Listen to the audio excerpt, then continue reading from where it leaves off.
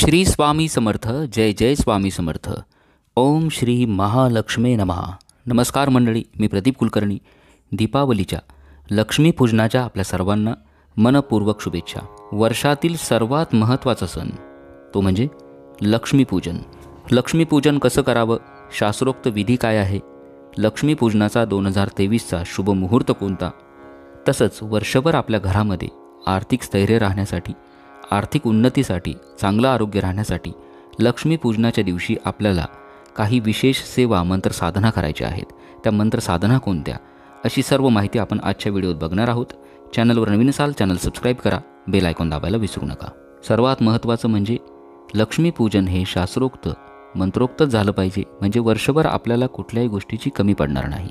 थोडा वेळ लागेल, परंतु एक आगळं वेगळं समाधान आपल्याला नक्की लाभेल. आपल्या प्रतिक्रिया मला ही पूजा केल्यानंतर कमेंट बॉक्समध्ये नक्की सांगाव्यात. प्रथम आपण बघूया लक्ष्मीपूजनाचा मुहूर्त कोणता. लक्ष्मीपूजन यावर्षी 12 नोव्हेंबर 2023 रोजी रविवारी आलं आहे. संध्याकाळी म्हणजेच प्रदोषकाळी आपल्याला लक्ष्मीपूजन करायचं आहे. संध्याकाळी 6 वाजेपासून रात्री 9:11 अत्यंत शुभ मुहूर्त आहे. या वेळेत आपण लक्ष्मीपूजन करावं. लक्ष्मीपूजनाच्या पूजेची तयारी साधारण 1 तास अगोदरपासूनच आपण करावी. थोडा त्याला वेळ लागेल, म्हणून देवघराजवळची जागा स्वच्छ करून घ्या. त्या ठिकाणी गोमूत्र शिंपडावं, पाट घ्यावा किंवा चौरंग घ्यावा, त्यावरती स्वच्छ लाल वस्त्र अंथरावं. स्वामी महाराजांचा फोटो, माता लक्ष्मीचा फोटो, त्याचप्रमाणे धन्वंतरींचा किंवा भगवान विष्णूंचा फोटो त्या ठिकाणी मांडावा. घरातील वातावरण शांत ठेवायचं, TV बंद ठेवायचे, सर्व लाईट सुरू ठेवायचे. माता लक्ष्मीला स्वच्छता आणि शांतता आवडते. आणि मग पूजेला सुरुवात करायची. आता आपण बघूया पूजेसाठी लागणारं साहित्य कोणतं. पूजेसाठी आपल्याला सप्तधान्य, कलश किंवा तांब्या, विड्याची पानं, फुलं, हळद कुंकू, त्यानंतर आपल्या घरात श्रीयंत्र, कुबेरयंत्र असेल ते पूजेत घ्यावं. कुलदेवतेचा टाक घ्यावा, माता लक्ष्मीची मूर्ती, गणपती बाप्पाची मूर्ती, बदाम, हळकुंड, सुपारी, नाणी, शंख, घंटा, खोबऱ्याच्या 2 वाट्या, त्याचप्रमाणे खडीसाखर, बत्ताशाचा नैवेद्य या दिवशी माता लक्ष्मीला दाखवला जातो, ते पण घ्यावं. तांदूळ घ्यावेत. नवीन हिशोबाची वही घ्यावी. लेखणी म्हणजेच पेन घ्यावा. भगवान कुबेराची मूर्ती असेल, मूर्ती देखील ठेवू शकता. अशी सर्व साहित्य आपण अगोदरच घेऊन बसावं, म्हणजे आपल्याला पूजा करताना उठावं लागणार नाही. त्याचप्रमाणे या साहित्यामध्ये कोजागिरीच्या दिवशी रात्री आपण जे पूजन केलं आहे, माता लक्ष्मीची, भगवान विष्णूंची आणि कुबेराची सुपारी, या 3 सुपाऱ्या देखील पूजेत आपल्याला मांडायच्या आहेत. आता काय करायचं, चौरंगावरती किंवा पाटावरती आपण जे लाल वस्त्र अंथरलं आहे त्यावरती तांदळानं स्वस्तिक काढावं, ज्यावरती आपण नवीन जी केरसुनी किंवा ज्याला आपण लक्ष्मी म्हणतो ती त्या ठिकाणी ठेवून तिचं पूजन करणार आहोत. केरसुनीसाठी आसन म्हणून तांदळानं स्वस्तिक काढायचं. नंतर माता लक्ष्मीच्या फोटोसमोर जोड पानावरती भगवान विष्णूंची, माता लक्ष्मीची आणि कुबेराची सुपारी मांडावी, जिचं पूजन आपण कोजागिरीच्या रात्री केलं होतं. ज्यांनी पूजा केली नसेल त्यांनी त्यांचं प्रतीक म्हणून 3 सुपाऱ्या मांडून द्याव्यात. आपल्याकडे जर श्रीयंत्र असेल, अवश्य एका प्लेटमध्ये थोडेसे तांदूळ घ्यावेत, त्यामध्ये श्रीयंत्र ठेवावं, ते पूजेत मांडावं. कुबेर यंत्र या ठिकाणी मी माझ्या पूजेत मांडलं आहे. त्यानंतर सप्तधान्य, आपल्या घरात जी 7 धान्य असतील, सप्तधान्य या ठिकाणी पूजेत मांडायचं. खोबऱ्याच्या 2 वाट्या घ्याव्यात, ज्यामध्ये खडीसाखर आणि बत्ताशे जे माता लक्ष्मीला आवडतात ते प्रसाद म्हणून किंवा नैवेद्य म्हणून ठेवायच्यात. कुलदेवतेचा टाक पूजेमध्ये मांडायचा.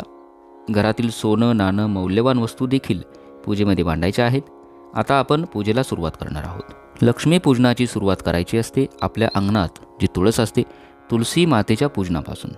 अंगणात जायचं, तुलसी मातेला हळद, कुंकू, अक्षता, फुलं व्हायची, धूप दीप ओवाळायचा, त्यांचं पूजन करायचं. पुढील मंत्र म्हणावा. ओम ह्रीं क्लीं ऐं वृंदावने स्वाहा. ओम ह्रीं क्लीं ऐं वृंदावने स्वाहा. ओम ह्रीं क्लीं ऐं वृंदावने स्वाहा. तुलसी पूजन केल्यानंतर पुन्हा देवघराजवळ जाऊन बसायचं. आता आपण आचमन करणार आहोत. आचमन हा सर्वात महत्त्वाचा विधी आहे, ज्यामुळं आपल्या स्वतःची त्याचप्रमाणे जागेची संपूर्ण पूजा साहित्याची शुद्धी होत असते. आचमन करण्यासाठी तामण घ्यावं. तांब्यामध्ये शुद्ध पाणी घ्यायचं, चमचा घ्यायचा. भगवान विष्णूंची 24 नावं आपण घेणार आहोत. पैकी पहिली 3 जी नावं असतात त्यावेळेला चमच्यानं पाणी उजव्या हातात घ्यायचं, पाणी पिऊन घ्यायचं. ओम केशवाय नमः स्वाहा, पाणी पिऊन घ्यावं. ओम नारायणाय नमः स्वाहा, पाणी पिऊन घ्यावं.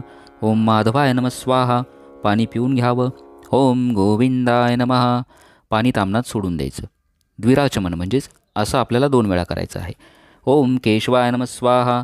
ओम नारायणाय नमः स्वाहा. ओम माधवाय नमः स्वाहा. चौथ्या वेळेला पाणी तामनामध्ये सोडून द्यावं. हात जोडायचे. ओम विष्णवे नमः.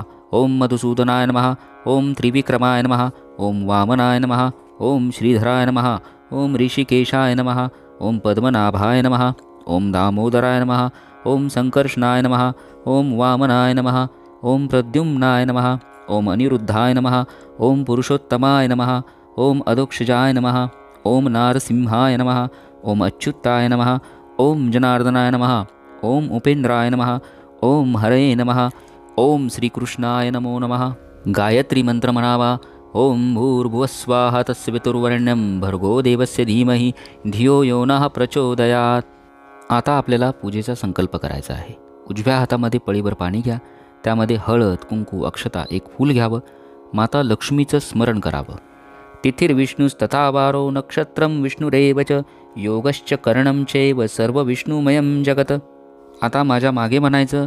मम आत्मनः स्मृती पुराणोक्त फल प्राप्त्यर्थम अस्माकं सर्वेषां सहकुटुंबानां क्षेम स्थैर्य दीर्घायुष्य आरोग्य ऐश्वर्यादि सर्वारिष्टनिवृत्तिपूर्वक अभीष्टफल प्राप्त्यर्थम श्री प्रतिवार्षिक व्यापारे लाभार्थम कुबेरसहित लक्ष्मीपूजनं करिष्ये.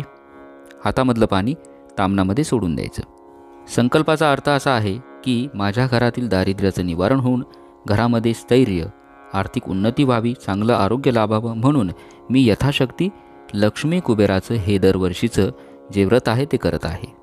अशा रीतीनं संकल्प केल्यानंतर काय करायचं.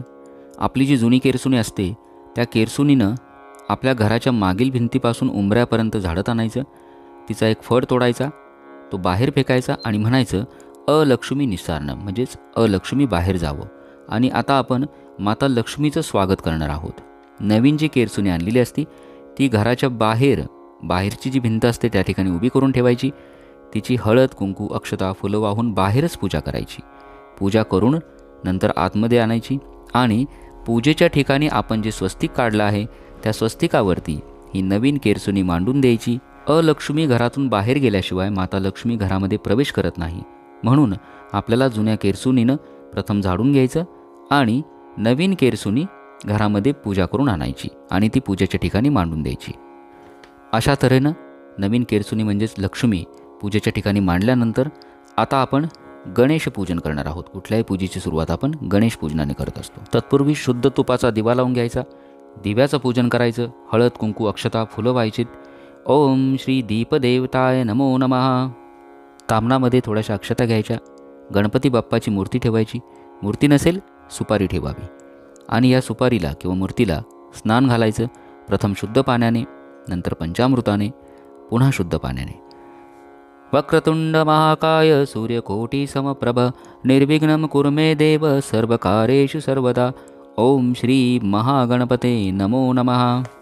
पूजेच्या ठिकाणी थोड्याशा अक्षता ठेवायच्या. गणपती बाप्पांची मूर्ती त्या ठिकाणी स्थापित करायची. हळद, कुंकू, अक्षता, फुलं व्हायची. ओम श्री महागणपते नमः. सकल पूजार्थे गंधाक्षता पुष्पम समर्पयामी. गणपती पूजन झाल्यानंतर आपण आता कलश स्थापना करणार आहोत. कलश स्थापना म्हणजे वरुण देवतेची पूजा असते. एका कलशामध्ये शुद्ध पाणी घ्या. कलशावरती वरून खाली अशा 5 कुंकवानं रेषा काढायच्या. कलशामध्ये हळद, कुंकू, अक्षता, फूल व्हायचं. एक सुपारी व्हा, एक नाणं व्हावं. कलशावरती 5 विड्याची पानं ठेवावीत. त्यावरती नारळ ठेवायचा. या कलशाला हळद, कुंकू, अक्षता, फुलं व्हायचं. त्याचं पूजन करायचं.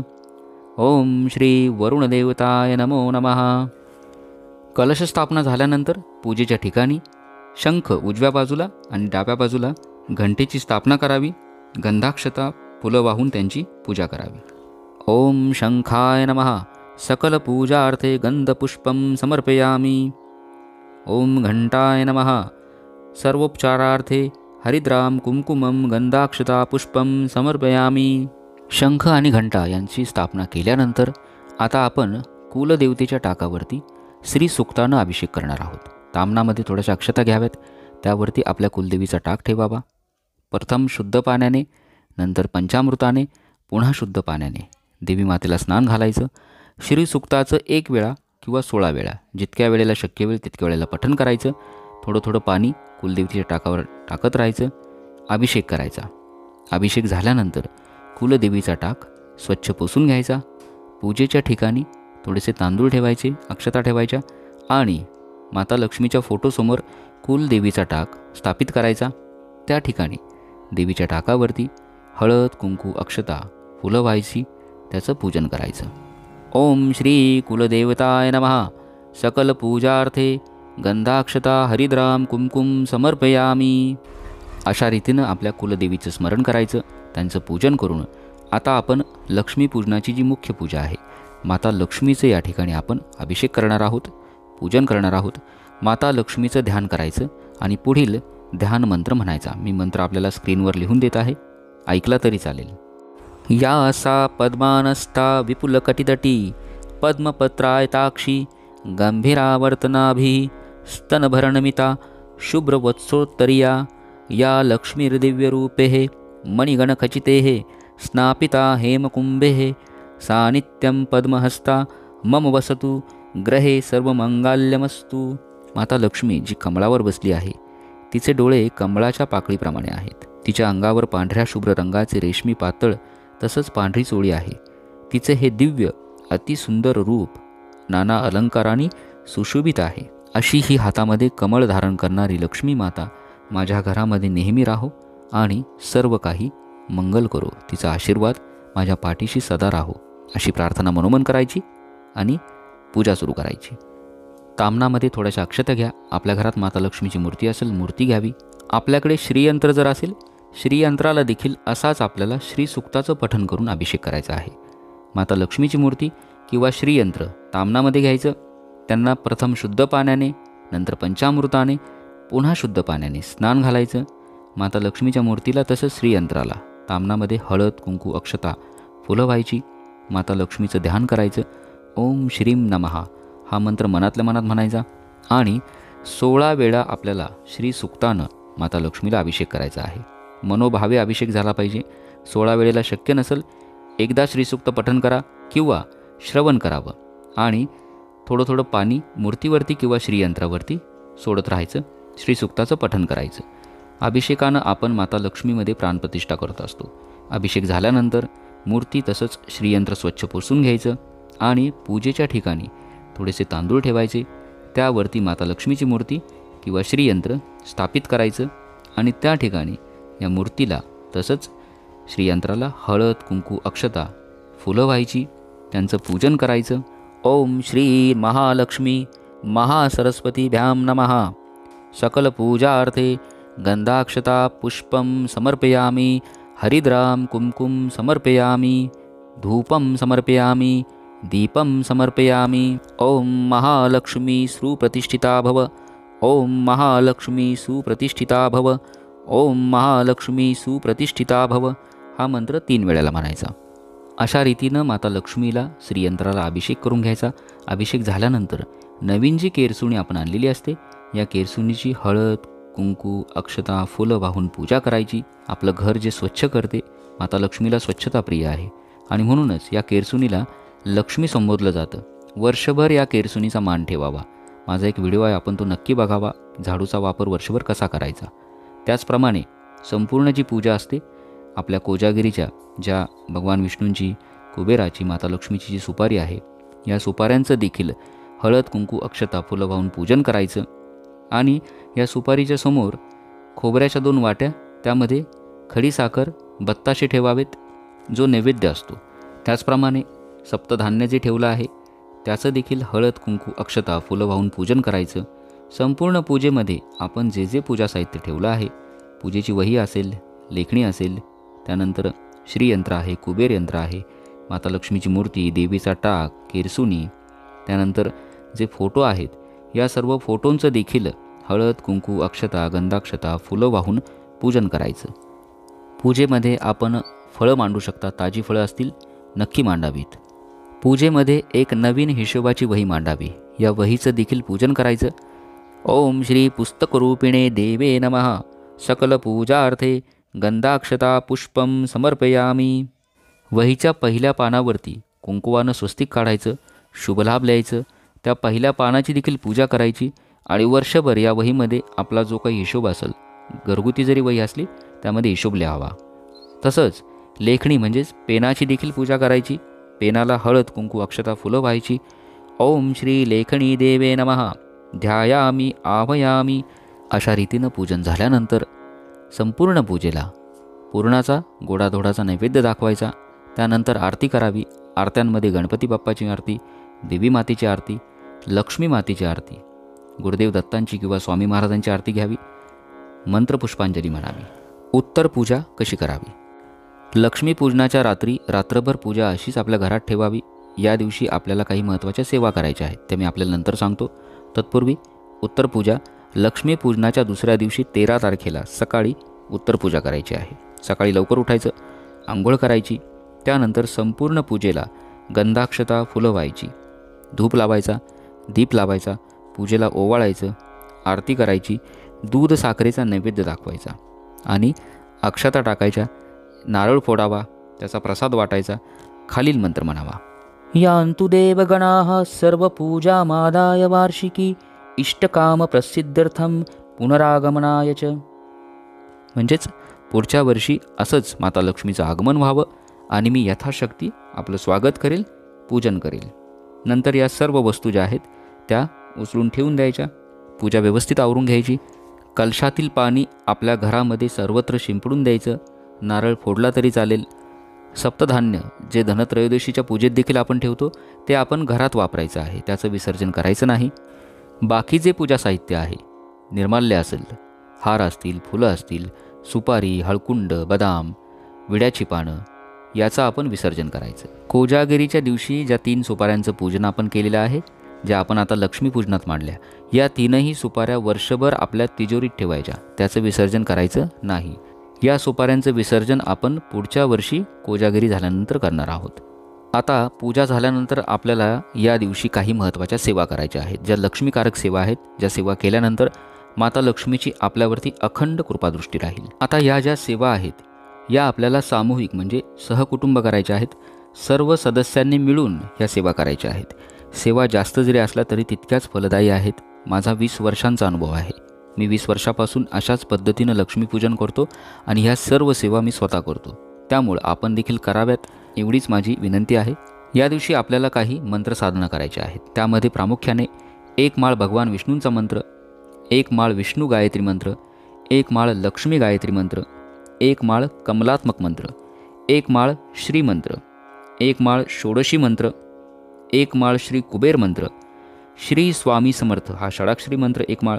त्यानंतर गीतेचा 15वा अध्याय, गीतेची 18 नावं, 1 वेळा व्यंकटेश स्तोत्र, विष्णू सहस्रनाम आपण अवश्य वाचावं. आपण जी सेवा केलेली असते त्यामध्ये काही उणीव राहिली असेल, विष्णू सहस्रनामाच्या उच्चारानं किंवा नुसत्या श्रवणानं देखील ती पूजेची उणीव भरून निघते.